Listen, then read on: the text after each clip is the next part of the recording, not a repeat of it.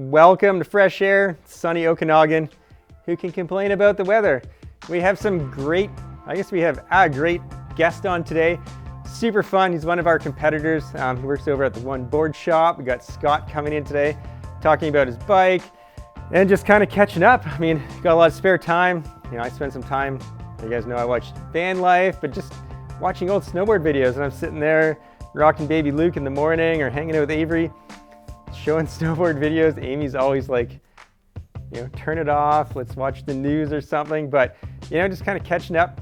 You know, a lot's changed since I started snowboarding to now. Here's Scott, he's going to talk about his new Specialized bike, where he's riding, and just his passion for snowboarding. Hey everybody, Scott here.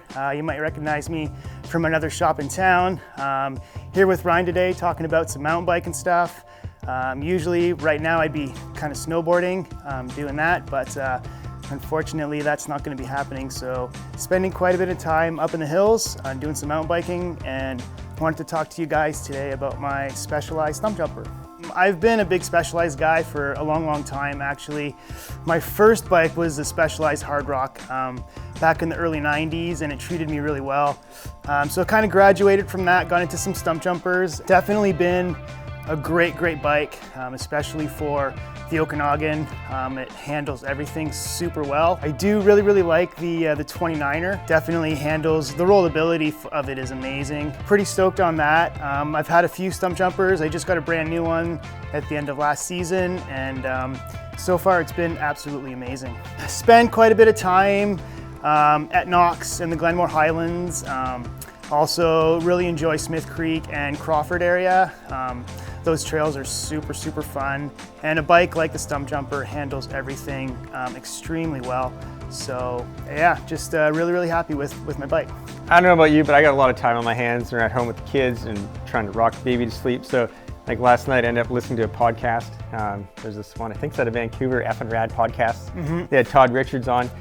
Todd Richards was I really liked Todd Richards back in the day. And then even like when I get up with Avery every morning, it's like, let's watch a snowboard video. So we're like watching old videos on YouTube and stuff. Yeah, it's just kind of cool to see how snowboarding's progressed. You know, I like watching the old days and you're like, man, I remember when they learned how to do backside rodeo, or seeing stuff like that, or riding with no high backs. Yep. The first round of no or baseless bindings, or, you know, it's amazing how snowboarding's come.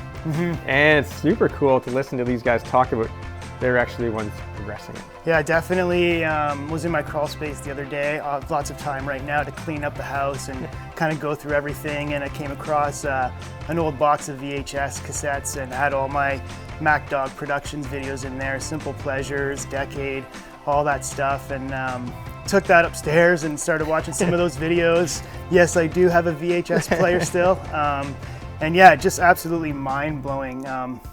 You know, it was so long ago that the progression really ramped up, and to see it now, you know, it's come a long way, but it kind of hasn't at the same time. I think that snowboarding has kind of hit a bit of a plateau, if you will, in terms of tricks being done. But yeah, like JP Walker and Peter Line, just to name a few that really pushed the envelope, you know, back in the late 90s, it's absolutely phenomenal. Yeah. So yeah, it's like a trip down memory lane, a lot of history, but yeah, good times to reflect back.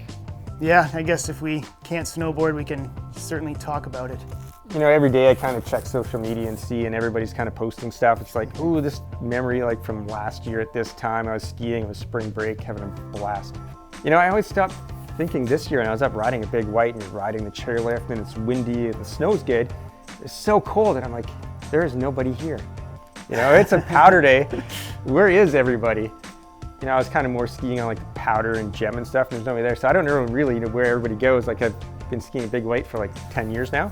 I don't think I know where the best spot to go is, where everybody's favorite spots are. So I was gonna, you know, kind of find out where Scott's favorite spot is on the mountain, where the hidden gems are. So this is gonna be like a secret tip for everybody for next year when you're dreaming about snow. Where's the first spot you're gonna go? You know, we got some other guests coming, so it's gonna be like a question along the way. We'll just kind of find out. But where is your favorite spot to go? Favorite spot on the mountain? I'm probably gonna have to go with Black Forest. Get off the chair, go right, and dip into those trees. Pretty awesome area in there. So. Yeah. Not only is the tree good, it's protected, there's no wind. So you can go in there, This is true. isolated, no lineups in Black Forest either, I hear. So you guys stay in Black Forest, great snow. Scott said it's good snow, there's no wind. You know, just think of us being super cold on the other chairlifts with wind and stuff. It's not much fun. Yep. So plan next year Black Forest and think about winter.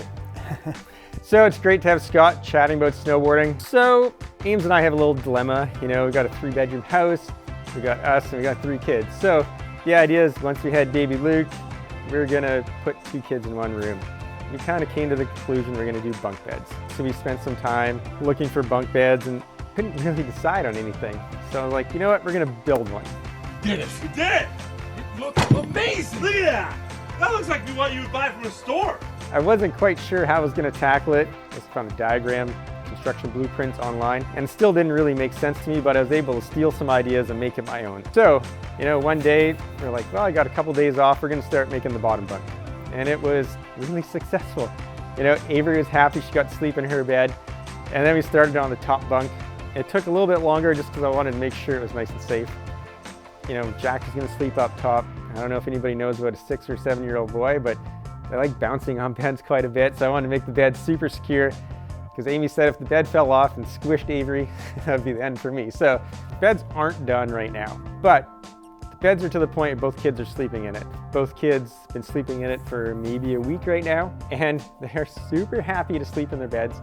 Now that being said, there's been some fights. So just to go back a little bit before we get here, Amy's dad's a doctor. So he always looks on the safety aspect of every step we do along the way.